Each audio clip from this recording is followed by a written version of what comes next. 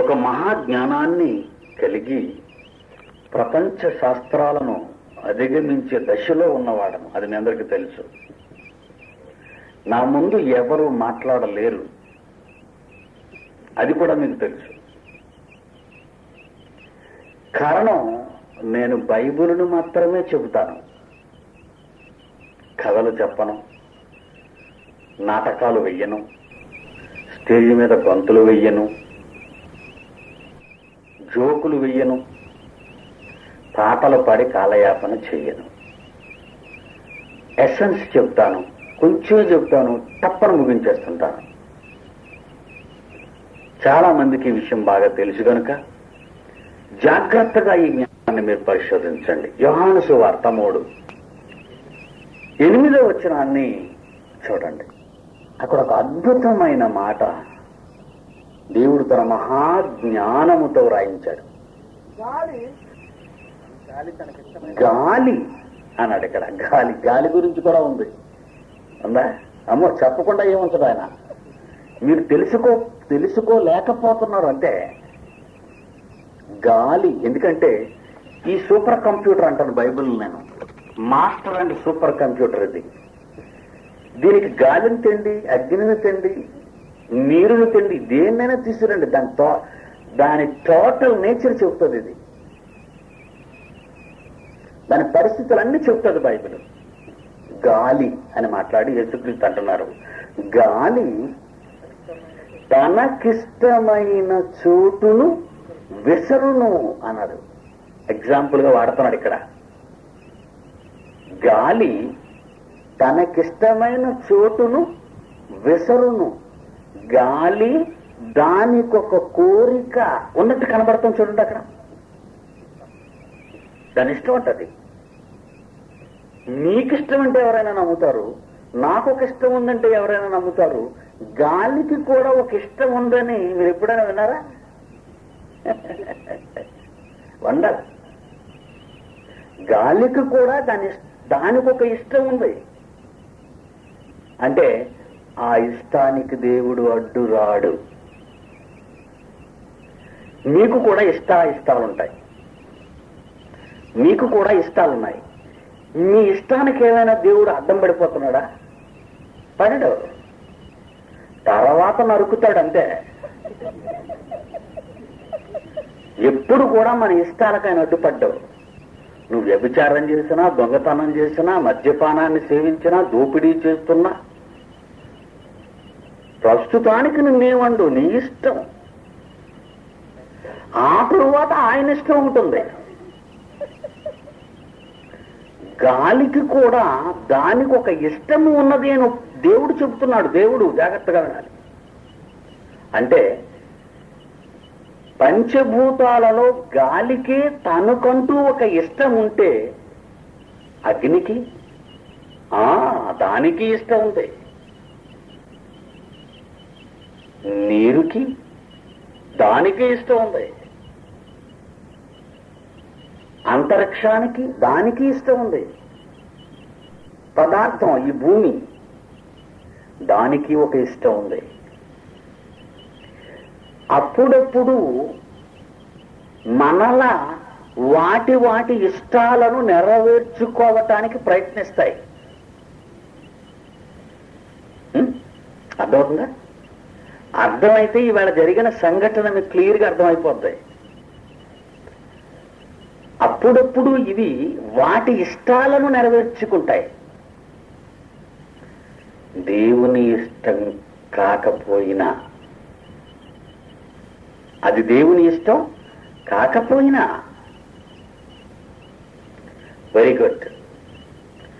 ఈ గాలి, నీరు, అగ్ని, ఆకాశము, భూమి, ఈ 5 భూతాలు, ఈ ప్రకృతి, పంచభూతాలు అన్న వీటి వెనుక ఏముంది? ఎవరు వీరు?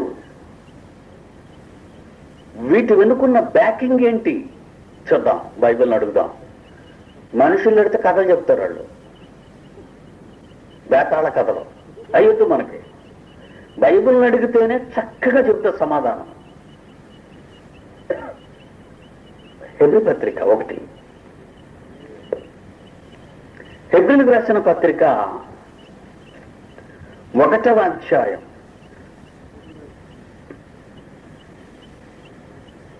7, 8. తన దూతలను వాయువులుగాను. ఇంతకీ గాలులు ఉన్నాయి. ఈ గాలులు ఎవరన్నమాట? ఏంజిల్స్. ఇవి దూతలు, సర్వెంట్ స్పిరిట్స్ అంటారు వీటిని. పరిచర్య జరిగించు ఆత్మలివి. ఈ వాయువులుగాను అన్న దగ్గర మీకు ఏమైనా చిన్న అక్షరం మూల భాషలో ఉందో చూడండి. అప్పుడు అడుగుని మూల భాషలో వాటి అర్థం రాశాడు చూడండి. ఆత్మలుగాను అని ఉంది చూడండి. అక్కడ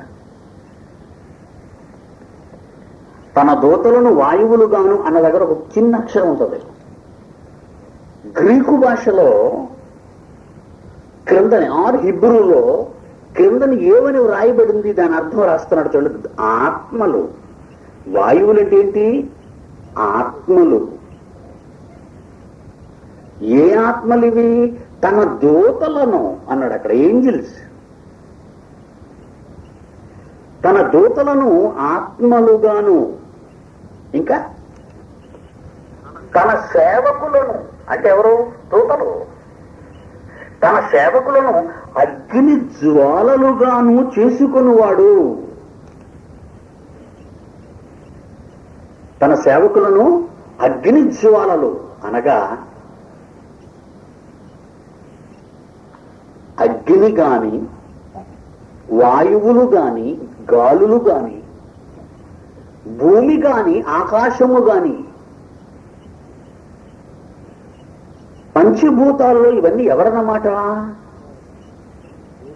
దూతలు, దేవదూతలు.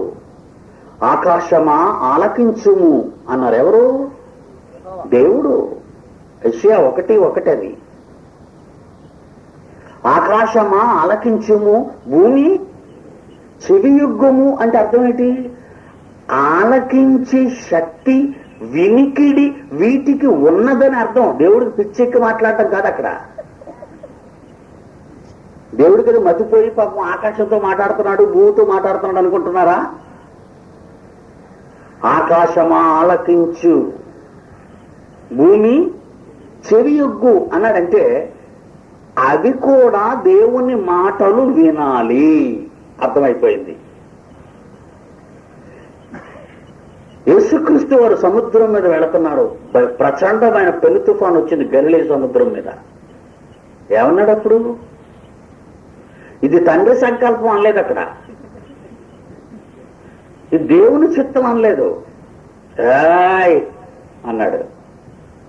కుక్క పిల్ల తోక ముడుచుకొని ఎలాగైతే వచ్చేస్తుందో యజమాని దగ్గరికి అలా అయిపోయింది. మిక్కిలి నిమ్మళమాయను అంటే అర్థం ఏంటి? అంతవరకు రెచ్చిపోవటం ఎందుకు? ఈయన ఒక కేక వేసేసరికి తోక ముడుచుకొని నిమ్మళమవటం ఎందుకు? వింటున్నాయి. మీరు వింటున్నారా? వినాలి. మరి వినాలి. అవి వింటాయి. భయపడుతున్నట్టుగా కనబడుతుంది. దేవుని పిల్లలారా, ఈ దేవదూతలు అన్నవి ఎవరి కోసమో తెలుసా? అదే అధ్యాయంలో 14వ వచనం, హెబ్రీ పత్రిక 1వ అధ్యాయం 13వ వచనం చివరిలోను 14వ వచనం ప్రారంభంలోనూ ఉంటుంది చూడండి. ఆయన దూతలలో ఏమని గూర్చి అయినను ఎప్పుడైనను చెప్పినా. ఈ దూతలందరూ, వీరందరూ అంటే దూతలందరూ కోటాను కోట్లున్నాయి దేవుని దగ్గర. ఇవి ప్రతిపక్షంలో కోటాను కోట్లున్నాయి, మిత్రపక్షంలో కోటాను కోట్లున్నాయి దేవుడి దగ్గర. తెలుసు కదా మీకు ఆ సంగతి? వెళ్ళిపోయి 2 భాగాలుగా యజమాని వర్గం, ప్రత్యర్థి వర్గం అయిపోయాయి. కోటాను కోట్లు అటు ఇటు కూడా ఈక్వల్ పవర్స్ లా మారిపోయాయి. ఈ దూతలు అసలు, ఈ దూతల నిర్మాణం, ఈ దూతల జన్మ కారణం ఏంటో తెలిసి అక్కడ చెప్తున్నాడు. వీరందరూ దేవదూతలందరూ రక్షణయను స్వాస్యము పొందబోవు వారికి పరిచారము చేయుటకై పంపబడిన సేవకులైన ఆత్మలు. రక్షణయను స్వాస్యం పొందబోయే వాళ్ళు ఎవరు? తమరే. మీరు దేవుని కుమారులు. ఇవేం చేయాలట? మనకి సేవ చెయ్యాలి. కౌలుకి సంగతి తెలియక అప్పుడప్పుడు అంటారు, మేము ప్రకృతి ఒడిలో నిద్రపోతున్నాం అంటారు చూసారా. ప్రకృతి ఒడి అంటే పాపం వాడికి ఇంత జ్ఞానం లేకపోయినా హాయిగా ఉంది ప్రకృతిలో అని ఆ రకంగా రచనలు చేస్తారు వాళ్ళు. దేవదూతలు మీకు సేవకులు. రక్షణయను స్వాస్థ్యము పొందబోయే మీకు పరిచారము చేయుటకై పంపబడిన. వెళ్ళండి వెళ్ళండి, అక్కడికి వెళ్ళండి, ఆడ దగ్గరికి వెళ్ళాలి మీరు. కమాన్ మూవ్ అంటాడు. సైన్య సమూహాలు బయలుదేరాలి మీ దగ్గరికి మీకు సేవలు అందించటానికి. అర్థమైందా? పరిచారం చేయవలసిన ఇవి. వచ్చాం పాయింట్కి. ఏటి అసలు ఈవినింగ్ నుంచి ప్రాబ్లం? కంప్లైంట్ వచ్చింది కదండి. అది దైవ చిత్తం కాదేమో అనకండి. మరి మరి మీటింగ్ ఎందుకు చేసుకుంటున్నా? దేవుని పని అంతా దేవుని చిత్తం, మర్చిపోకూడదు. అది ఏం బ్రదర్ రేపు మీటింగ్కి రావంటే దేవుని చిత్తం అయితే వస్తాను బ్రదర్ అంటే దేవుడి చిత్తం ఉండదేటి ఈయన వెళ్ళడం దేవుడికి. అప్పుడప్పుడు మాట్లాడుతుంటారు మీరు కూడా, ఈ తప్పుడు మాట ఉపయోగించకండి, జాగ్రత్తగా వినాలి. పలానా పట్టణానికి వెళ్ళి వ్యాపారం సంపాదించుకుందామని చెప్పుకొని వారులారా ఆ దిక్కుమాళ్ళకి చెప్పాడు దేవుని చిత్తం అనమని. బిజినెస్ పీపుల్కి చెప్పాడు అది. అర్థమవుతుంది మీకు? యాకోబు పత్రికలో ఈ పదం ఎందుకు ప్రయోగించబడిందో కూడా తెలియదు అమాయకులకి, బుద్ధిహీనులు. యాకోబు పత్రిక 4వ అధ్యాయము 13 నుంచి, నేడైనను రేపైనను ఒక పట్టణమునకు పోయి అక్కడ 1 సంవత్సరం ఉండి వ్యాపారము చేసి లాభము సంపాదించుకుందుము రండిని చెప్పుకొని వారులారా రేపేమి సంభవించునో మీకు తెలియదు. మీ జీవమేపాటిది, మీరు కొంతసేపు కనబడి అంతలో మాయమైపోవు ఆవిరి వంటి వారి కనుక ప్రభు చిత్తమైతే వాళ్ళని ఉపయోగించమన్నాడు. బిజినెస్ పీపుల్, నిన్ను కాదు. ఎవరి పని మీద వెళ్తున్నావు? డబ్బు సంపాదించడానికి. నీ పని మీద, దేవుడి పని మీద.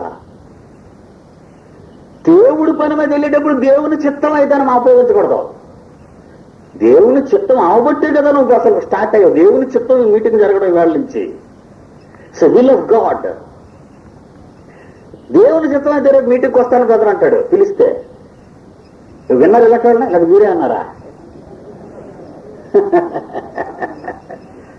దేవుని చిత్తం అయితే రేపు వస్తాను బ్రదర్, ఇవాళ రాలేను. ఏమబ్బా ఇవాళ రాలేడట దేవుని పనికి. దేవుడి చిత్తం అయితే అది మళ్ళీ దేవుడు చెప్పాలి భక్తుడితో, బిడ్డారే పోరా అని. ఆయన పని దగ్గరికి, ఆయన కార్యక్రమాల దగ్గరికి వెళ్ళడానికి మళ్ళీ ఆయన చిత్తం ఏంటి? మంచి పని చేయటం తండ్రి చిత్తం. తండ్రి పని చేయటం ఇంకా తండ్రి ఇష్టం. దేవుని చిత్తం ఇవి జరగాలి.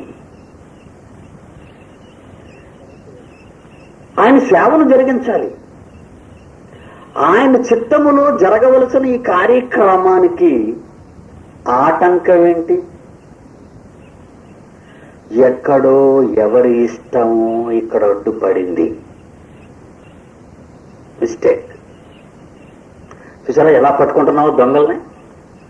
దేవుని చిత్తమైనప్పుడు, ఈ వేళ నుంచి సభలు జరగటం దేవుని చిత్తమైనప్పుడు ఏంటి ప్రకృతి? ఇంతకీ ఎందుకున్నాయి? ప్రకృతి అనగా దేవదూతలు అని మీకు చూపించాను. ఈ దేవదూతలకు వాటి ఇష్టాలు కూడా ఉన్నవి. గాలి తనకిష్టమైనట్టు అని దగ్గర చదివారు. వాటి ఇష్టాలను దేవుని ఇష్టానుసారంగా ఉపయోగించుకుంటున్నాయా? వాటి ఇష్టాలను దేవునికి భిన్నంగా ఉపయోగించుకుంటున్నాయా? 4 యోబు గ్రంథం. యోబు గ్రంథము 4వ అధ్యాయం 8వ వచనం 18వ వచనం. యోబు 4వ అధ్యాయం రాసుకోండి. 18. ఆయన తన సేవకులను నమ్ముటలేదు, తన దూతల యందు లోపములు కనుగొనుచున్నాడు. ఎవరిలో ఉన్నాయట లోపాలు? దూతలలో కూడా ఉన్నాయట. అంటే ఈ వేళ వచ్చిన వాళ్ళు చీడ పురుగులు అన్నమాట. చూసారా? సాగర్ ఇంత సాహసించి ఇన్ని వేల రూపాయలతో ఎంతమంది అడ్డుపడినా కొనసాగించటానికి దూసుకుపోతుంటే ఇప్పుడు ఎవరు ఆ వర్క్ చేయటం ఎగనిస్ట్ గా వర్క్ చేశారు? ప్రొద్దుటూరులో ఉన్నోళ్ళు కాదండి, వీళ్ళు బచ్చాలు, చిన్ని చిన్ని పిట్టలు అంటోళ్ళు వీళ్ళంతా. ఎవరు ఆ పొజిషన్ తగిలింది సాగర్కి? దేవదూతలు. అంటే సాగరు ఎంత ఎత్తుకు ఎదిగాడో మీరు తెలుసుకోవాలి ఇక్కడ. మీకు అర్థమైందా? నాకు ప్రత్యర్థి ప్రైమ్ మినిస్టర్ అనుకోండి, అప్పుడు నా స్టేటస్ ఏంటో మీకు అర్థం అవుతుంది. మున్సిపాలిటీ కౌన్సిలర్, ఎమ్మెల్యే అంటే ఆఫ్టర్ ఆల్ వీళ్ళంతా. నా ప్రత్యర్థి ప్రైమ్ మినిస్టర్ అయితే అమ్మో ఈయన చాలా పెద్ద పవర్ఫుల్ మ్యాన్ అంటారు నన్ను. నా ప్రత్యర్థి బిల్ క్లింటన్ అయితే అబ్బో బాబో ఈయన చాలా పెద్దోళ్ళలాగా ఉన్నాడు అంటే ఆ ప్రత్యర్థి కెపాసిటీ మీరు అంచనా వేసి అప్పుడు నా ఉన్నత స్థితిని మీరు లెక్క పెట్టగలరు. ఇప్పుడు సాగర్ ప్రత్యర్థి ఎవరు? దేవదూతలు. ఎందుకు తెలుసా? పిటి సుందర్రావును పిలవటమే. అర్థమైందా? అసలు నాకు ప్రత్యర్థి వర్గాలు ఎక్కడున్నాయో తెలుసా? దేవదూత గణాలలో ఉన్నాయి. పెద్ద గాలి రాగానే బిడ్డల్లోంచి మేలుకున్నా, అలాగే చూస్తున్నా. బిడ్డల ముఖాల్లో కళాకాంతులు లేవు, కానీ నాకు తెలుసు వాడెవడో. ఎంతసేపు చేస్తా వచ్చాయి. ఎందుకంటే ప్రాబ్లం నాది కాదు. నీటి లేకపోతే వర్షం అలా పడుతుంటే ఎవరి పని ఆగిపోద్ది? ఆయన పని పోయేది యజమాని. పనికి వెళ్ళిపోయాం ఫ్యాక్టరీలో, ఒక మిషన్ ఆగిపోయింది, ఏం చేస్తాం? స్టార్ట్ చేయవా, మేము ఉన్నాం ఇక్కడ అంటాం. జీతం ఎలాగా రాక తప్పదు. వచ్చేసాం, ఎవరి పని వాళ్ళు చేసేశారు. We are ready. మంచి మూమెంట్ దబ్బేశాడంతే. కనుక ఎవరు చూసుకో, మీ ఇద్దరు చూసుకోండి.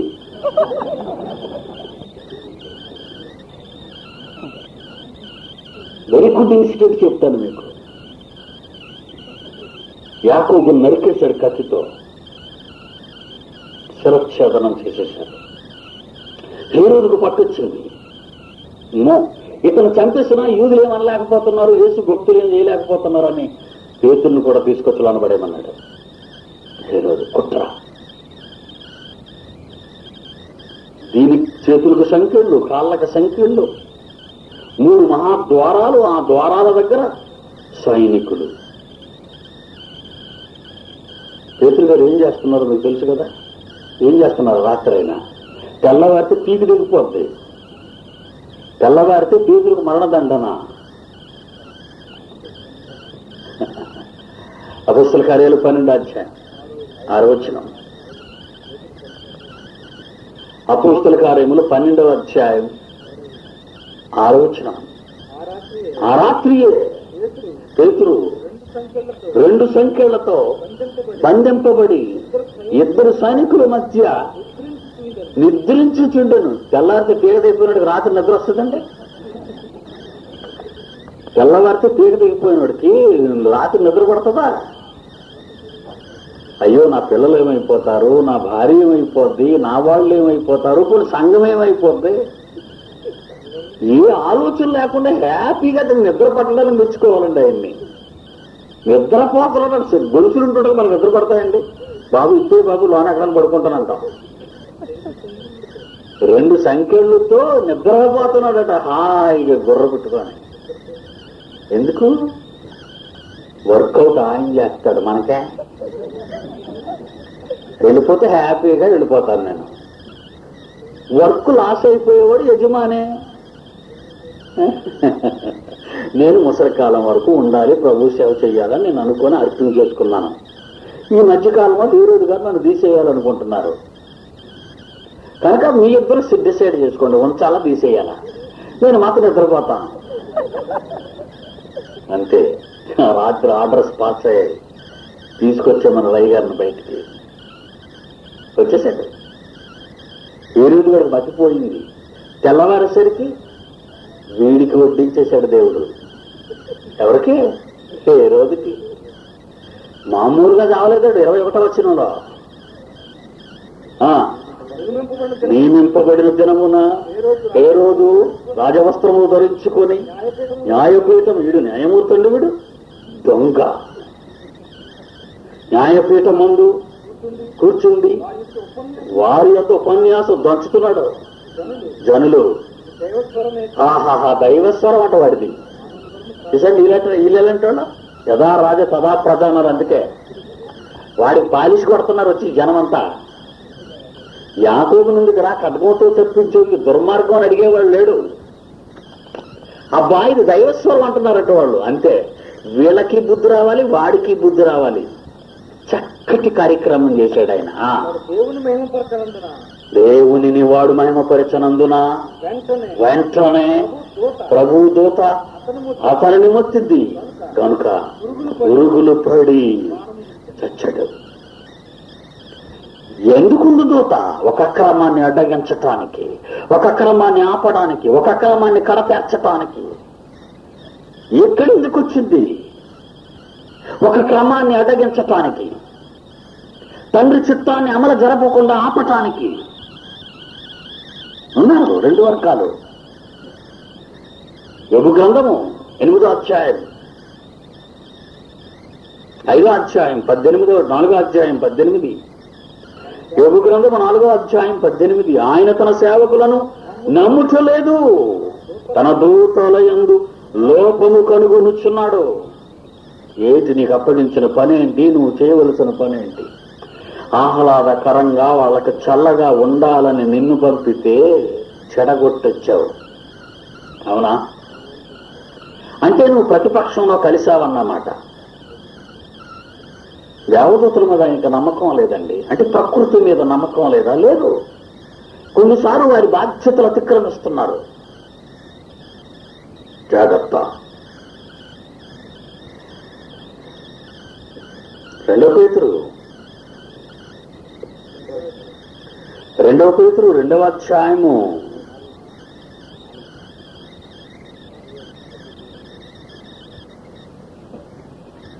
2 పేతురు 2వ అధ్యాయము 4వ వచనం. దేవదూతలు పాపము చేసినప్పుడు, అంటే మిస్టేక్స్, పొరపాట్లు, పాపాలు, దేవదూతలు పాపాలు చేస్తున్నాయట. ఎలా? పరిచారము చేయుటకు నియమింపబడిన నీవు నా కుమారులకు పరిచారము చేయాలని నీకు అప్పగిస్తే నువ్వు నా కుమారులకు ఇబ్బంది కలిగిస్తున్నావు. నా కార్యక్రమాలను సపోర్ట్ చేయవలసిన నీవు నా కార్యక్రమాలకు అడ్డం పడ్డావు. దేవదూతల పాపము చేసినప్పుడు, పరలోకంలో దేవుడు ఉన్నప్పుడు, దేవుని ముందు దేవదూతలు ఉన్నప్పుడు మరలా పాపం ఏంటండి? వాటి పాపం చేయటం ఏంటండి అవి? అప్పుడు చేస్తా. ఎలా? నీ కొరకు నియమింపబడిన ఇవి నీ మంచి చెడ్డలు చూడకుండా దేవుని యొక్క కార్యక్రమాలకు అంతరాయాన్ని కలిగించే క్రియలు ఎందుకు? ఎక్కడో దెబ్బతిన్నాయి అవి. 2 మహావర్గాలు ఉన్నాయి. ఒకటి దేవుని యొక్క దూతలు, మహాసైన్యాలు, మిఖాయేలు సారథ్యంలో, ఘట సర్ప సారథ్యంలో కోటాను కోట్ల ప్రత్యర్థి వర్గాలు ఉన్నాయి. దేవదూతలు దురాత్మలుగా. మనము పోరాడున్నది శరీరాలతో కాదు. ఈ పోరాటంలో ఎంతమంది బలైపోయారండి? ఈ మహావిజ్ఞానాన్ని, ఈ రాత్రి నేర్చుకోవలసిన జ్ఞానానికి ఎంతమంది బలైపోయారో ఒక్కసారి ఆలోచించండి. మరలా రేపు చెప్తాను, ఇది చెప్పను. అందుకే ఇది రేపు చెప్పను, నేను ఈవేళ చెప్పాను. ఇది వినకుండా వాళ్ళు దూరం అయిపోయారు. దేవదూతల పాపము చేసినప్పుడు దేవుడు వాటిని విడిచిపెట్టక వదిలేస్తాడు అనుకున్నారా? పాతాళ లోకమందలి కటిక చీకట విలుమలలోనికి త్రోసి చూసారండి. ఎలా అరెస్ట్ అంత భయంకరంగా ఉంది. ఇట్లనే ఎవరు వెళ్ళారు ప్రొద్దుటూరు మీదకి? వెళ్ళ కమాన్ అరెస్ట్ దేమ. కడప జిల్లాలో ప్రొద్దుటూరుకి వెళ్ళాలా నువ్వు? ఏం పని అక్కడికి వెళ్ళావు? ఎందుకు వెళ్ళాలి? ఏ పని మీద వెళ్ళాలి? నువ్వేం చేసి వచ్చావు? దేవదూతలు పాపము చేసినప్పుడు దేవుడు వాటిని విడిచిపెట్టక కటిక పాతాళ లోకమందలి కటిక చీకటి గల వెలుమలలోనికి త్రోసి తీర్పు వస్తారు. ఎవరి పట్ల అయితే మీరు అక్రమంగా ప్రవర్తించారో వాళ్లే మీకు శిక్ష విధించాలి. ఆయనే తీర్పు తీర్చితో చేయొచ్చుగా. ప్రతి న్యాయమూర్తి శాంతమూర్తి అయి ఉండాలి. కనుక మీరు న్యాయమూర్తులు. మనము ఏమరాశాడు చూడండి అక్కడ, మనము దేవదూతలకు తీర్పు తీర్చుదుమని ఎరుగరా. మనం ఎందుకండి దేవదూతలకు తీర్పు తీర్చడం? మనం ఎందుకు తీర్చాలి దేవదూతలకి? ఎప్పుడైనా ఆలోచించారు ఈ పాయింట్? దేవదూతలకు తీర్పు తీర్చాలో శంకలు కొట్టుకోకూడదు. పరిస్థితి తెలిసి ఉండాలి మీకు ముందు. ఎందుకు తీర్చాలి మీరు దేవదూతలకి? మన పట్ల అవి చేసిన మిస్టేక్స్. ఎఫెసీయులకు రాసిన పత్రిక 3:8-11 దేవుడు మన ప్రభు అయిన క్రీస్తు యేసునందు చేసిన నిత్య సంకల్పము చొప్పున